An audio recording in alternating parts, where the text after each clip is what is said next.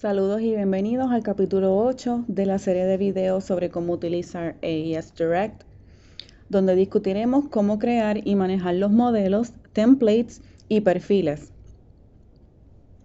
Para mostrarle esta función vamos a utilizar de ejemplo el envío que cancelamos anteriormente.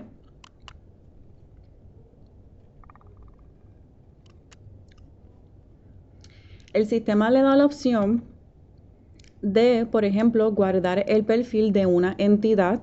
Si ustedes saben que van a utilizar esta información en el futuro de manera frecuente y que la información no va a cambiar, pueden guardar esa información de la entidad como un perfil, profile. Para hacer esto van a seleccionar Save to Profile. El sistema les va a pedir que ingresen un nombre para el perfil.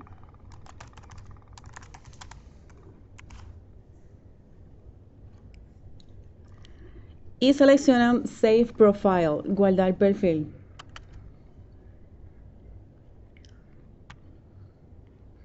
De la misma forma, tienen la opción de guardar la información de un envío para utilizarlo en futuras ocasiones o futuras transmisiones. Para realizar esta acción van a utilizar Save as Template.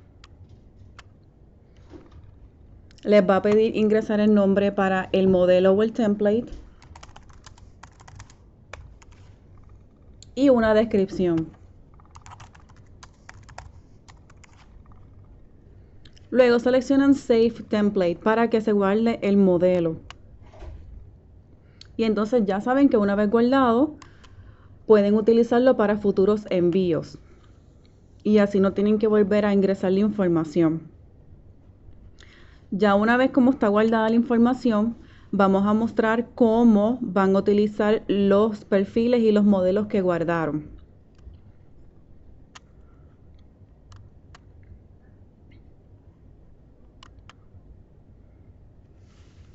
Para utilizar la información o el perfil de una entidad que ya se había guardado como perfil, vamos a utilizar entonces Load from Profile, cargar perfil. Y seleccionamos el nombre del perfil que deseamos utilizar. Luego van a presionar Load Profile, cargar perfil.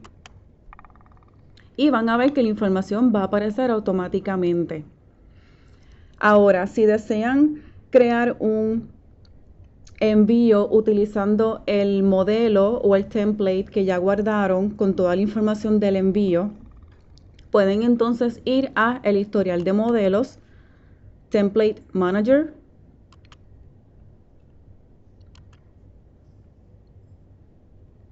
van a localizar el nombre del modelo o template que desean utilizar para crear el envío nuevo y luego van a seleccionar bajo acciones del modelo o template actions, Create EEI para crear información de exportación electrónica.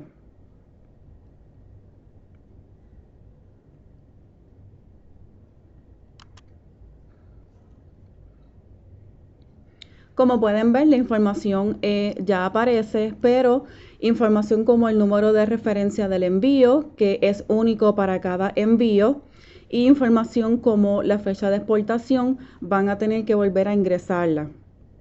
Si vamos al paso número 2, también van a ver que ya la información de las entidades aparece también. Esto concluye el capítulo 8 de la serie de videos de AES Direct. Ahora pasaremos al capítulo 9 y último capítulo, donde vamos a discutir recursos de referencia.